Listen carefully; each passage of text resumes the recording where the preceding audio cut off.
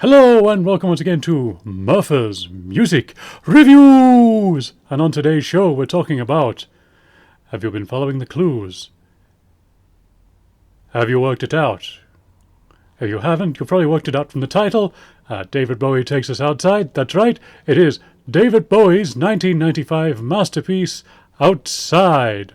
Or One Outside, as it's sometimes referred to. And as you can see, once again, my brother The Works has done a wonderful painting of me interacting with some of the characters from Outside. Outside is a concept piece. A lot more to explain when we get into that. But first, I think we'll break down the clues for anyone who was wondering what that was all about. So the first video showed my lovely wife, Maddie Jojo, so I'm going to go get her and she can explain what that was about. Hello, this is Maddie Jojo, and I was outside. We then had a few videos involving my brother Hans, and he's going to explain those videos. Hey everybody, this is Hans Murphy from Modesto, California, and you may remember we had a video where I thought Vader's real name was Leon, and the first song on Outside is Leon Takes Us Outside. This is in reference to one of the characters within the show, Leon Blank. So yeah, Leon White, Leon Blank, kind of made sense, so that's why I was fighting Vader. And then of course in the next video, you saw the Murfer and the Works going up against the team of Sid James and David Bowie in the Carry On Camping arena. Obviously Bowie, the clue there is it's a Bowie album, and Sid James was there because it's Carry On Camping. Camping happens outside. So, yeah, those were the clues. And, so yeah.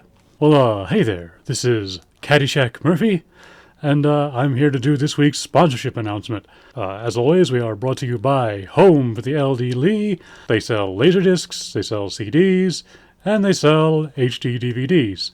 And if you go to their website and at checkout put in the code MURF, you can save 20% off of your final order.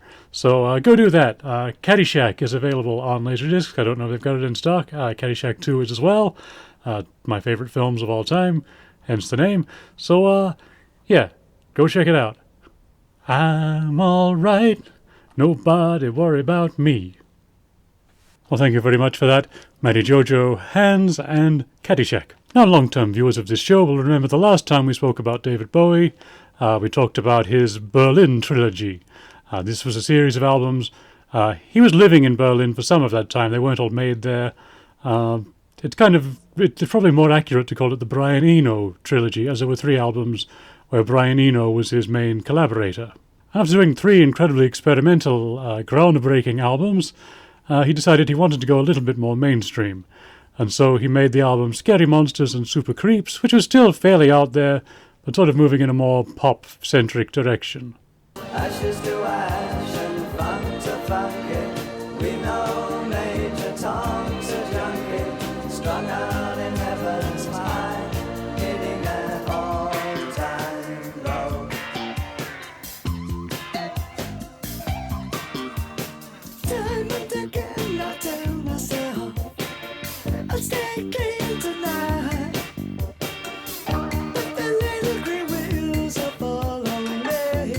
After that, there was the Baal EP, which was a German musical, a German sort of mini opera, which was very interesting. We did discuss that briefly in that episode, as it sort of tied into the whole Berlin thing. But after that, it got very unusual, but yet oddly... I guess if you're used to Bowie being experimental, the strangest thing he could do was go full-on pop, and that's exactly what he did. No more Brian Eno, no more Robert Fripp, no more of any of the sort of more experimental people that he was working with. He went full-on pop with Nile Rodgers and made Let's Dance. Let's dance for this night. Let's sway. You can look into my eyes. Let's sway.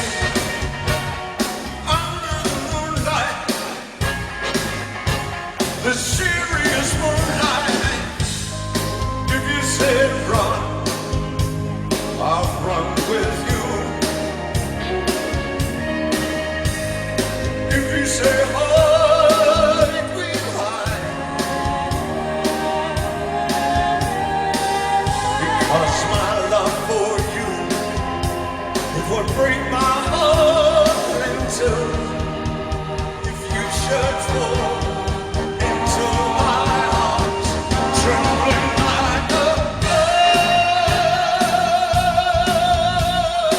Now, this was a very commercially successful period for Bowie, but not so much from an artistic standpoint. He sort of looked back on this in later years as, some of his lesser work. And a lot of his more sort of dedicated fans weren't really into it, but it won him a lot of new fans. So he sort of became the biggest star in the world. He'd gone through a divorce. He was raising his son as a single father. He'd been through several bad business relationships. He needed the money, and so that's exactly why he sold out. And so he made 3 albums in the 80s that were, they were good albums for what they were, but they were much more aimed at making hits rather than making music that he was actually interested in making. By the end of the 80s, he was pretty much fed up with being a pop star, but it sort of felt like he was trapped in that role. And it was this point he met guitarist Reeves Gabrels.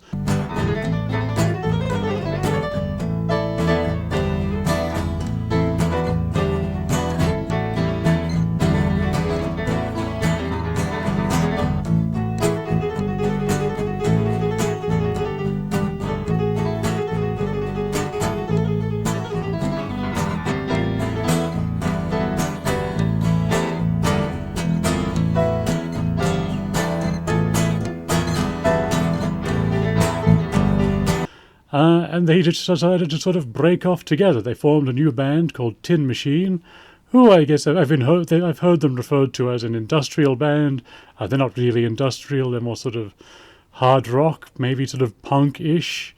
And so it was Bowie, Reeves Gabrels, and the Sales Brothers. They were Hunt and Tony Sales.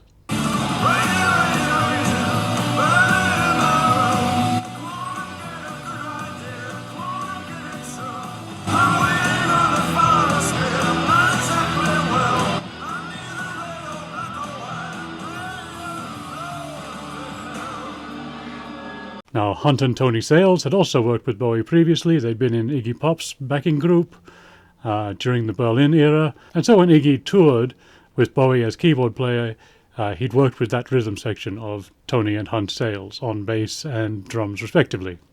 And now in the late 80s, they came together to form Tin Machine. Now, while Tin Machine was much less commercially successful, it was much more artistically rewarding.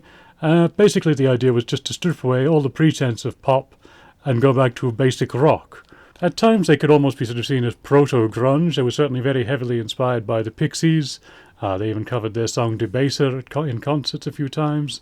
So, it was kind of that sort of proto-grunge type music that would sort of become popular a few years later, but it was a bit before it really took off with Nirvana and that sort of thing.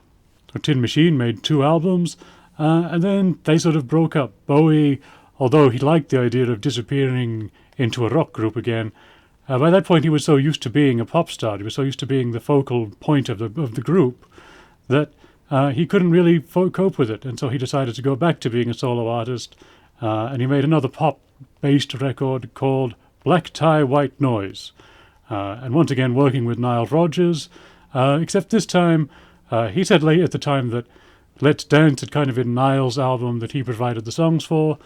This was more his album that Nile provided the sort of energy and enthusiasm for. He has no brain, they say.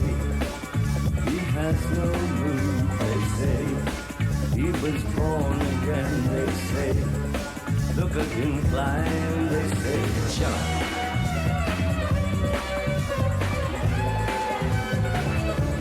They say, jump.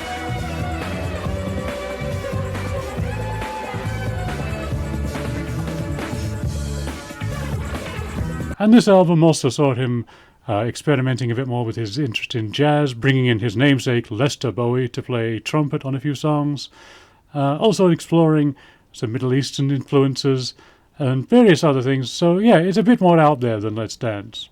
It was around this time that Bowie also started working on the soundtrack for a BBC show called The Buddha of Suburbia. And it was during this time that he reunited with his former keyboard player Mike Garson. Mike had been his keyboard player.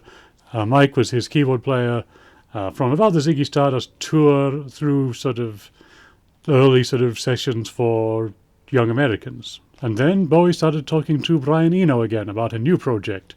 They had a lot of different projects that they were talking about at the time.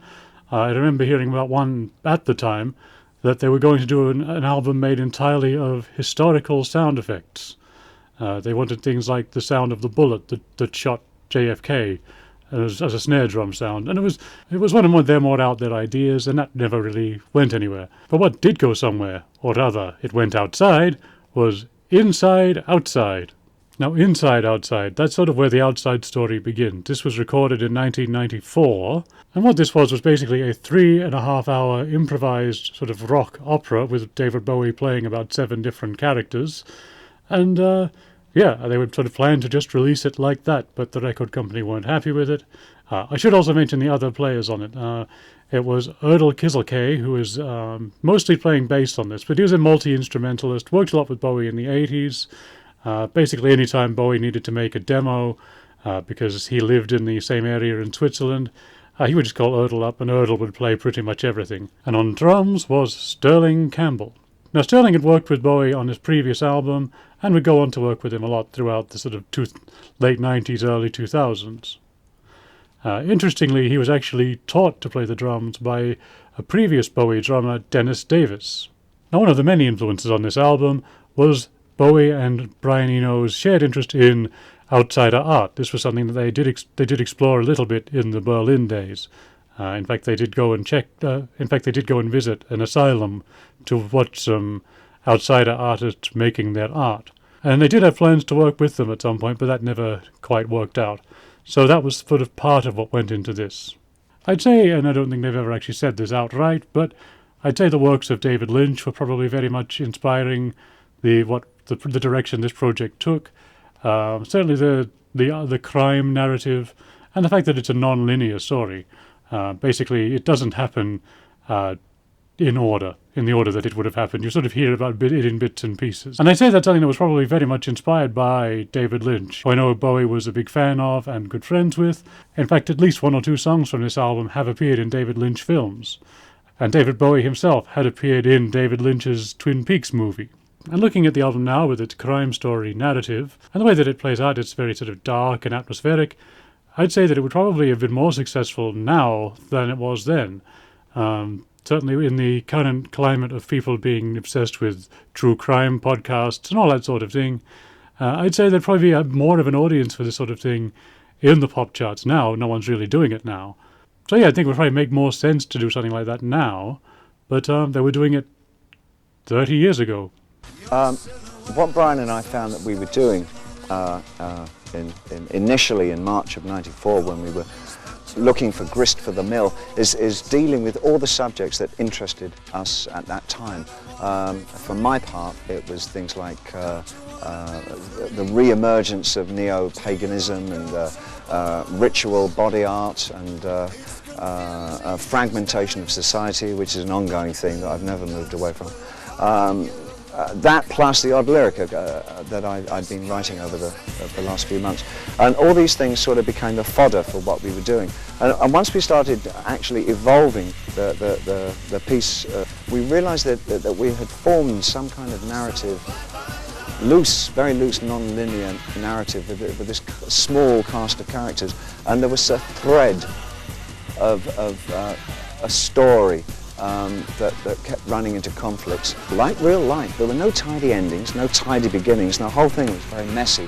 And we thought, well, that's as it should be, let's not clean it up. But it did give us the impression that this was an open-ended vehicle, that it would be, what a great thing it would be to keep working on these things right the way through to the end of the century and have more or less a kind of a diary ourselves in music and texture of what it felt like to be around at the end of the millennium. It would be so, wow, I mean, what an accomplishment, you know? And let's do it before anybody else does. Now the album starts with Leon Takes Us Outside, and this is sort of just an instrumental intro.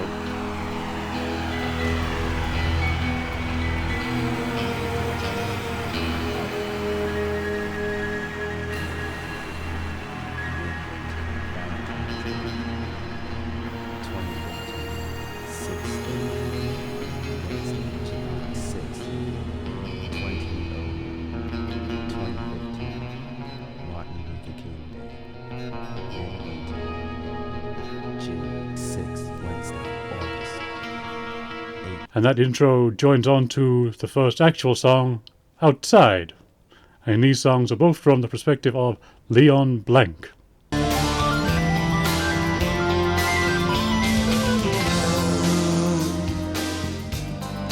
Not tomorrow or yesterday. Not tomorrow, the damage today. The damage today. They've fallen today. They've been on the outside, but I'll stand by you now. Not tomorrow. Now, the song Outside actually predates this project for quite a while. There was a song called Now that Bowie had sort of demoed and played live a few times with Tin Machine. So this was actually not part of the, but they kind of adapted it to make it fit. After that, we have one of the singles from the album, The Heart's Filthy Lesson, and this is from Detective Nathan Adler. If there was only some kind of future. Oh, Ramona, if there was only some kind of future. Under cerulean skies. Something in our skies. Something in our skies. Something in our blood. Something in our skies. Patty, Patty, oh Patty, oh Patty. And I like this song. I think the first time I heard it, it took me a few listens to really get into it. I think it's kind of like a cross between the Smiths' song How Soon Is Now and the Beatles' Tomorrow Never Knows, because it has that sort of droning, it's all on one note kind of thing. So yeah, I think it's a great song. And yeah, it should have done better because I think it only got to number 92 in the charts, US charts. It got a lot higher in the UK, but it still got nowhere near the top 10. The next song is called A Small Plot of Land, and it's sung by the residents of Oxford Town, New Jersey.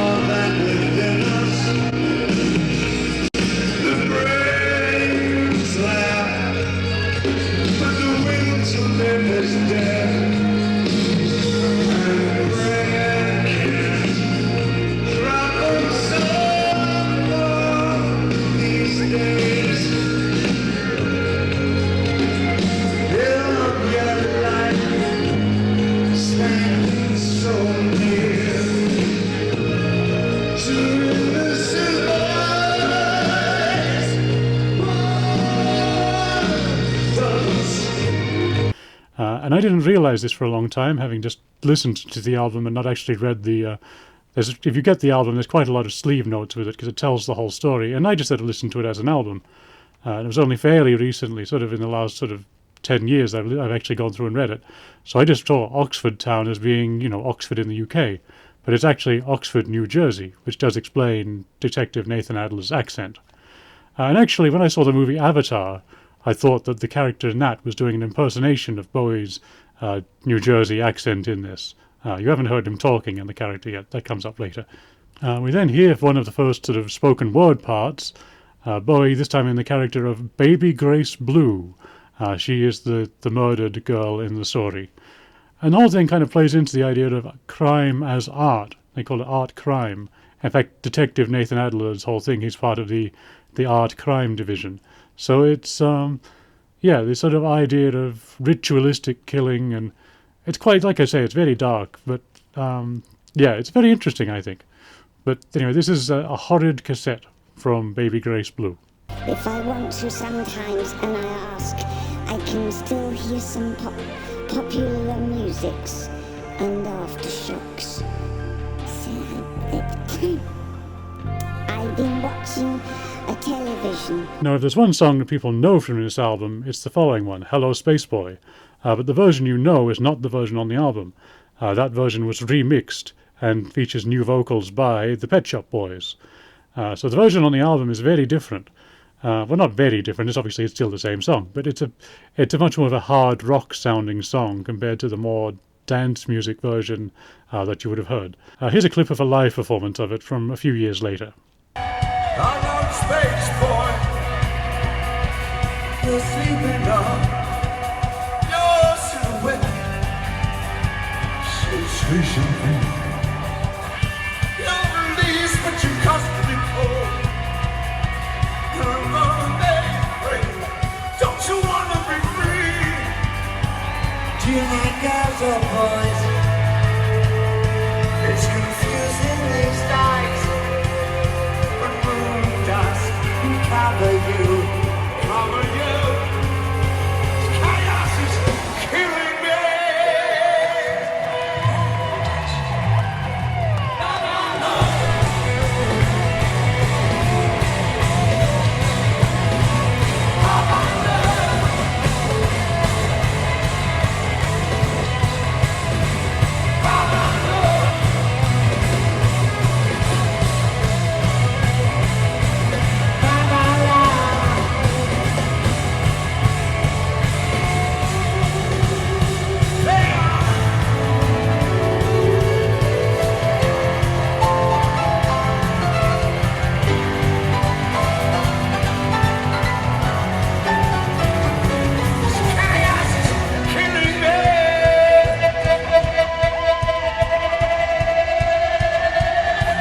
And that song is coming from another perspective, this time from Paddy. And as I said earlier, all these characters are played by David Bowie. And if you look at the artwork for it, he actually does dress up as all of the different characters.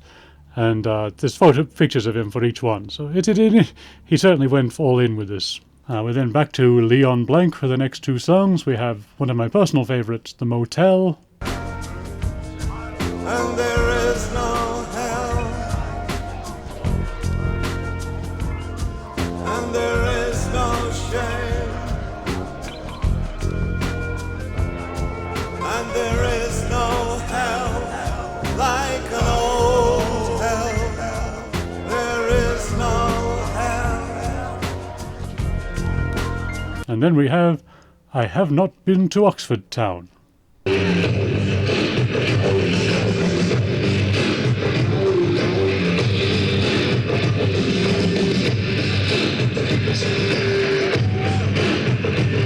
She was 14 years of age, and the wheels in tiny turning. All the things were quite so but I have not been to Oxford Town. No, I have not been to Oxford Town.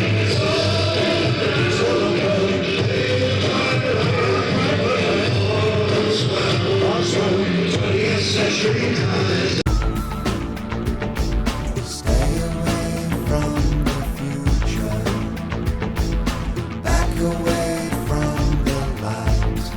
It's all terrain, no control. We then have another spoken word bit, this time from the character Algeria Touch Shriek.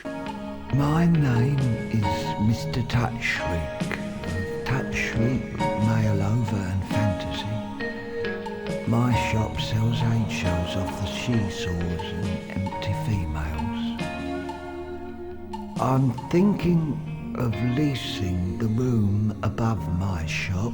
We then hear from the artist, or the Minotaur, with the voyeur of utter destruction as beauty.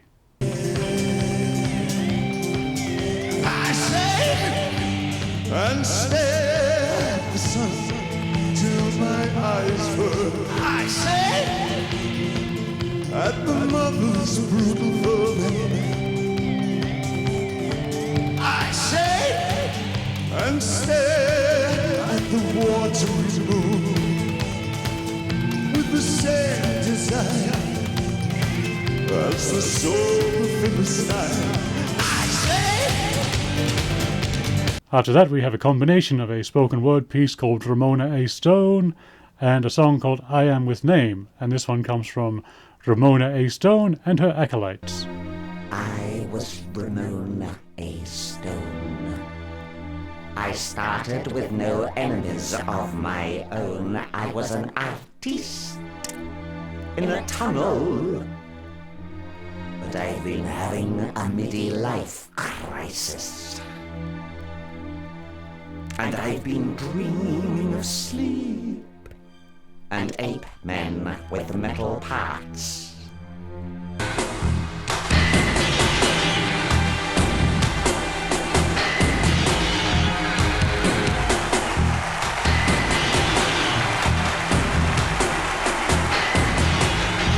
And this song was originally much longer. If you can find online the full, what now referred to as the Leon Suites, which is not all of the 3.5-hour improvised rock opera, but it's certainly part of it, and this is a big part of it, is this I Am With Name section. Anxiety descending.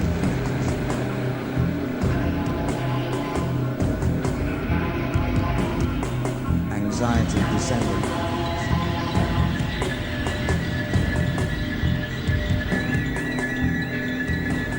I won't keep it, it will hide me. He said take them, I won't tell it. She can't take them, it won't do this. He said tell it, he said stop this. He should do this, he should be there.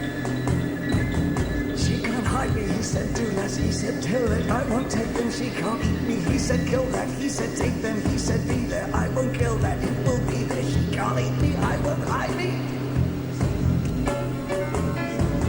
Tell me, he said hide me, I won't be there. He said hide me, he said be there. I won't hide me, they won't smell this. He should hide me, I won't kill that. It will take them, they won't tell it. She can't be there, they won't hide me. He should hide me. They won't hide me, she can't be there. It will hide me, he should eat me. He should take them, he should take them. I won't kill that, they won't be there. We then have one of the darkest songs on the album, from the point of view of the artist Minotaur, Wishful Beginnings. Wishful beginning.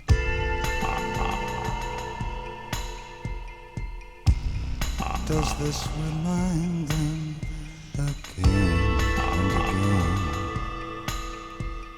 You're a sorry little girl. You're a sorry little girl. And then the rather suggestively titled We Prick You. This is sung by the members of the Court of Justice. White boys falling in the fires at night. Flash bombs burning in their gloom. Revolution comes in the strangest ways. I'd rather be inside you.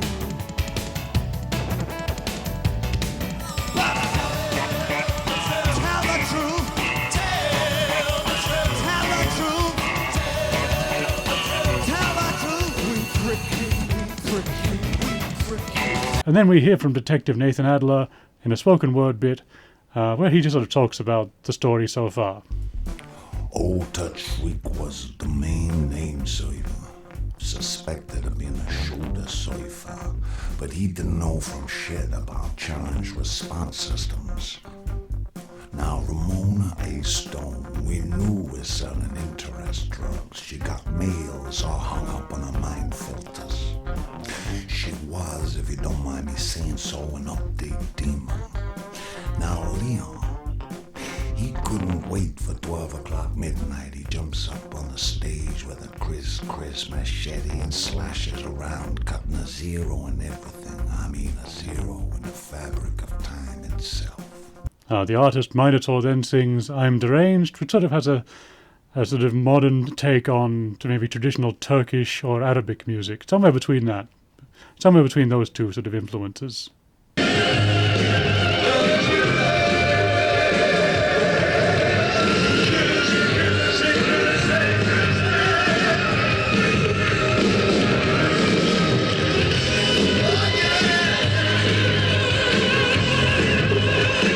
We then once again hear from Leon Blanc on Through These Architects' Eyes.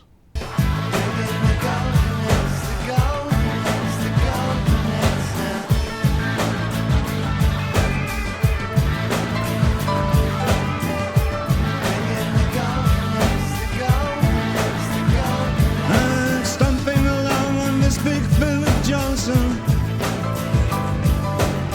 This delay just wasting my time. And then another short spoken word bit from Nathan Adler before Leon Blanc closes the album with Strangers When We Meet. All my violence, raining tears upon the sheets. I'm bewildered, for we're strangers when we meet. And this song actually predates the album too. I believe this song was debuted live for a charity show for some people suffering from HIV, and a version of it is also on the Buddha of Suburbia album. But Bowie was never quite happy with that version, so he re-recorded it here and made it fit into the context of this album. And a few people have said that it's probably the best way to close this album, because it is quite a dark album that takes you on a journey. It's like watching a detective movie. It's like watching a thriller. It's a very sort of visceral and very dark. So to have this Strangers When We Meet song at the end of it is almost kind of a reassuring way to it's sort of like waking up from a nightmare. That's how I'd best describe it anyway. So, yes, that's the album. There's a very strong narrative and characters in this new piece, Outside. It really isn't what the album's about. The album is about atmosphere. It's about the sound of 1995. The narrative and the characters are really a kind of a skeleton. The content of the album is what's put on that skeleton, which is the musical texture. That's the flesh and the blood.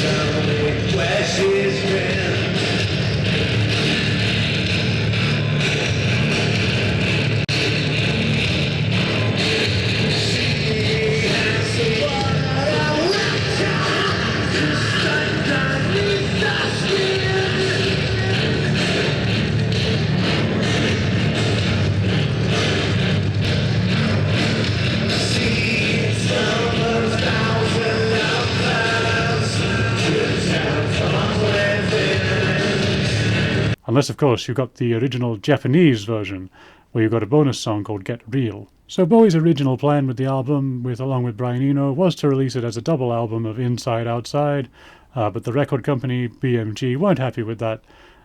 They said that it wasn't really commercial enough, so Bowie went away again with a few different musicians and recorded a few more songs, and it was edited together in the form we know now. It's a shame that we didn't get to release it exactly the way that he wanted, but I think he was happy with it. It was an album that he would certainly look back on later on in life. I think it was an album that he would later look back on with much fondness. So, yeah, and I think it's a great album, and I'm giving it 4 out of 4 opposable thumbs up. So with the original vision kind of scrapped, Bowie and Eno decided to try and make it as a series of albums, and this was going to be followed up the following year in 1996 with 2 Contamination, which is why this is 1 Outside. However, 2 Contamination was never completed, and Bowie at various points had plans to make this a whole series of albums leading up to the new millennium. So there was going to be an album a year, and they were much to the sort of non-linear idea of this particular story. Each one may not actually cover the same story, but the same characters might be somewhat involved, and it sounded like a very big, ambitious project. But if you know of David Bowie, he didn't stick to one thing for very long. And by the time he got to 1997, he'd already moved into his drum and bass sort of thing when he did the Earthling album. And then 2 years after that, he'd sort of gone more acoustic rock with Hours. So, yeah, he didn't really sort of stick to that for very long. And unfortunately, we never got to hear what those other 4 albums would have been like. Bits of what would have been on To Contamination, which is from those original sessions, have leaked online, but we'll probably never hear the album in full because it was never finished. Bowie, at the end of his life, was talking to Eno about maybe doing something with it, but unfortunately Bowie passed away, and so it was just shelved indefinitely. Maybe Eno might do something with it eventually. I hope he does, because I would be interested to hear it. Now, the album received mixed reviews at the time, but it's certainly a favourite amongst Bowie fans, probably because they sort of see it as his return to being the weird, experimental Bowie that they fell in love with. So, yeah, I certainly love this album a lot. I didn't get it the first time, much like with The Heart's Filthy Lesson. I didn't really get it the first time. It's an album you really have to invest in, and I'd say there's a few songs on this album that I actually don't like that much, even though I've given it the 4 out of 4. But the thing is, if you listen to the album in full from start to finish and fully sort of let yourself go and get right into it, it's a great adventure to go on. I mean, it's a terrible, dark story, but it's like watching a great film. It's very sort of cinematic in that way. And even though there are a few weaker songs on there, I think that it's important to listen to them, because when they're as part of the album, I wouldn't listen to them on their own. But as part of the album, it's a perfect masterpiece, and I love this album. So, yeah, 4 out of 4, opposable thumbs up. Bowie did a lot after this, and we will eventually cover those albums too. But yeah, that was Outside. This is Murfer's Music Reviews, sponsored by Home for the LD Lee. Don't forget that Murph 20% discount, so go check that out. Also, we have our own website now at www.neonchimp.net/murph.htm.